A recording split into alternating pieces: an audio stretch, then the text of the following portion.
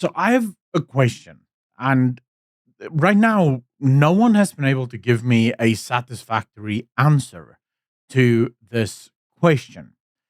We're told, and at least that's what we've been told all the way in the lead up to the national election last year, is that we have to go into a GNU. If the ANC gets below 50%, a GNU is the only option, and that's to avoid the nuclear option, right? The doomsday option, as the DA told us. And then it obviously happened, and all of us were super happy. The ANC had finally lost control of the country. And before we went into this, we were told that the DA, once in government, can actually ensure that the government is run well. Basically, everything they've done in the Western Cape, they'll be able to do only now on a national level. So the GNU is started, and the first thing we see is that Ramaphosa elects a cabinet that basically the DA gets a number of token positions within the cabinet. None of the really important portfolios belong to the DA. For example, finance still belongs to the ANC. Minerals, mining, trade, and industry, all of these are still within the purview of the ANC. Basically, the most important portfolios, the ones that you would want to have access to in order to fix the country, those are still with the ANC. So the government doesn't really pan out in the way I think most people expected, but here we go. We now have the GNU. So the GNU kicks off, and up until this point, I am struggling to see what the point of the GNU is.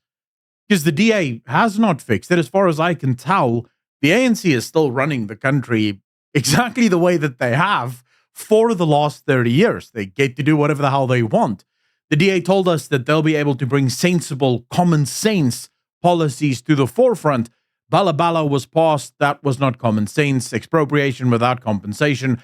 That was not common sense. If anything, every single policy the ANC has wanted to pass, they've been able to pass. Even now, the new BEE regulations, yep, that's passed as well.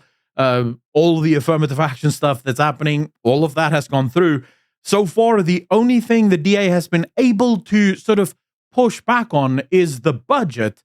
Still passed, terrible budget, by the way, but they managed to get the VAT hike that's like 0.5% over the course of like 2 years and then 1% after that, which, yes, that's kind of cool, I guess, but they did that through the courts, which they would have been able to do anyways, even if they were in the opposition.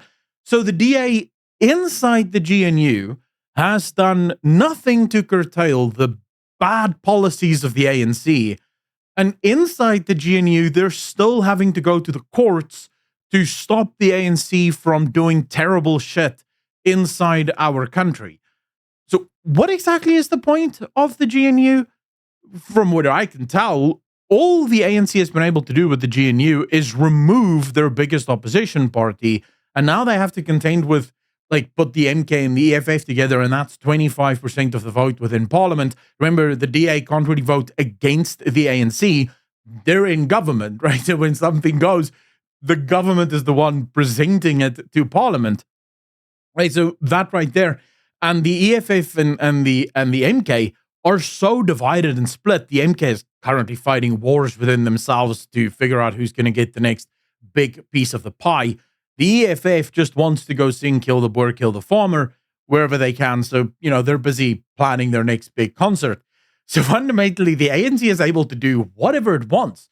We're told, at least that's what we were told, that going into the GNU, they're going to stop corruption and they're going to be able to bring people who are corrupt to justice.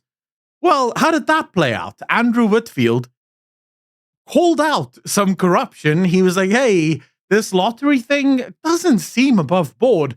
And as soon as he did that, the president just went, get out. So what exactly is the point of the GNU?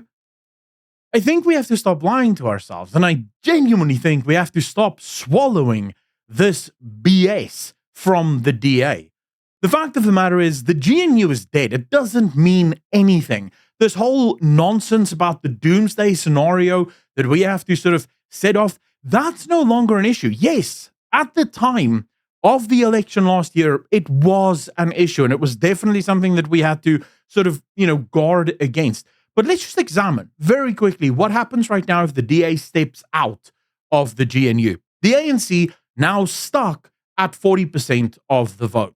None of the smaller parties, even if put together, gets them over the 50% mark. So they would have to go with one of the two remaining big parties. That leaves the MK or the EFF. Now, while the MK party does have a lot of alliance or sort of allies within the ANC is very much split on this issue, and the camp that's currently running the ANC, Ramaphosa's camp, they're not on the side of MK. Not just that, but the MK is so volatile right now. Every single week we have news stories of fighting happening within the MK for leadership positions and people being removed from the MK because of leadership scuffles and shuffles and so on so forth. So the MK would be a very volatile partner within any sort of coalition, even if it isn't a GNU coalition. Not to mention the fact that should the ANC and the MK get together, that gives them 54% of the total parliament vote.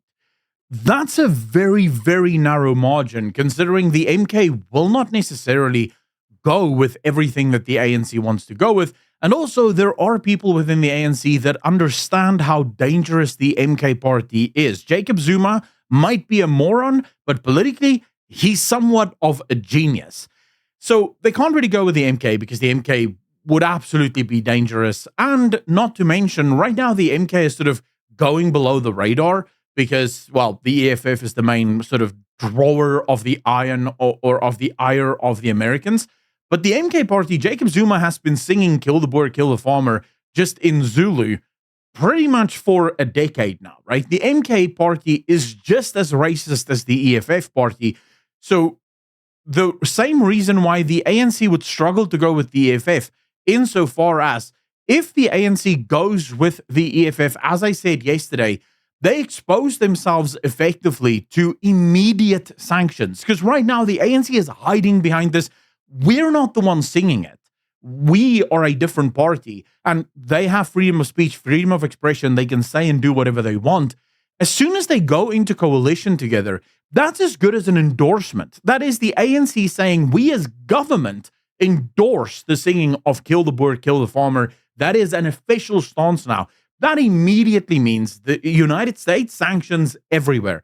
It immediately means that the European Union follows suit, because that now becomes a literal call to genocide. You have the government calling for the death of people in a minority group, right? So that puts immediate sanctions on South Africa. Anyone that goes, yeah, well, we can just turn to China, we can turn to Russia. Russia is fighting a war, and they're sort of fighting a war on multiple fronts. The Russian economy cannot help us. China, they're busy struggling as well. The Chinese economy is in no way, shape, or form ready to absorb all of the impact from us losing America as a trading partner. And even if they weren't, the Chinese economy is not a consumer economy. It is a producer economy. It wants to sell things to people. It doesn't really want to buy a lot of things from people. So there you're going to run into issues.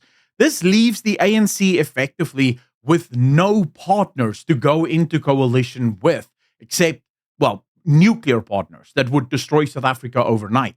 Now, you might say, but what if they do that? Well, if they do that, it just speeds up their own destruction so much faster, because I don't think the sanctions will be against South Africa as a whole. I think it will literally be against the government. In other words, they'll still trade with normal South African businesses. The government will be the one that faces all of these sanctions, because Trump doesn't want to destroy. In fact, this is my analysis of it.